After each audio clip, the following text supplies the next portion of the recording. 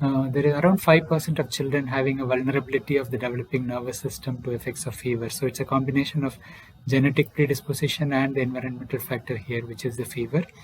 Majority of the febrile seizures occur within 24 hours of the onset of fever. Family history is common, as an affected parent or sibling increases the risk significantly.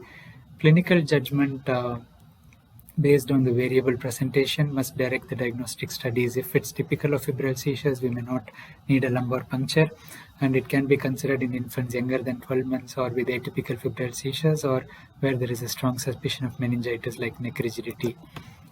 Around 30 to 40% of children who had a febrile seizure once will have a recurrence during early childhood, and children with complex febrile seizure are at risk of developing epilepsy, and sometimes prophylactic medications may be used in this group. The prognosis is favorable, as the condition is usually benign and self-limiting, even with the atypical or with the recurrent febrile seizures. Intervention to stop the seizure is often unnecessary, as usually the seizure stops within 2-3 minutes. Febrile status epilepticus, where the seizure persists longer, is very rare, and if the seizure lasts more than 5 minutes, you can call the ambulance and be ready to take the child to hospital. So parents should be aware of first aid on how to position the child, avoid choking during the seizure. So turn the child to a recovery position to the side so the oral secretions do not block or choke and the tongue doesn't fall back and obstruct. So keeping the airway open and waiting for the fits to stop is the main thing. Don't restrain the child strongly, but make sure there is no injury.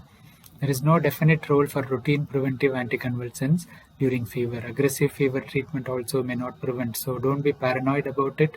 Don't overdo your medication thinking you're helping, because sometimes the febrile seizure comes even before you realize the child has fever, and giving regular medications doesn't prevent it as well. So to summarize, parents should be aware of all the important aspects of fever management, because it's a common problem we often overtreat. Sensible approach is important, so we should be aware of when to seek timely medical attention. So we shouldn't delay medical attention. At the same time, panic is also not needed. Symptomatic treatment is purely for symptom relief. Treatment of fever is a form of symptomatic treatment as well. So we have discussed that elaborately, so I'm not repeating it. So use it only if needed. Fear of febrile seizure should not make you overtreat. Avoid strong NSAIDs, avoid suppositories as far as you can. Stick with simple treatment.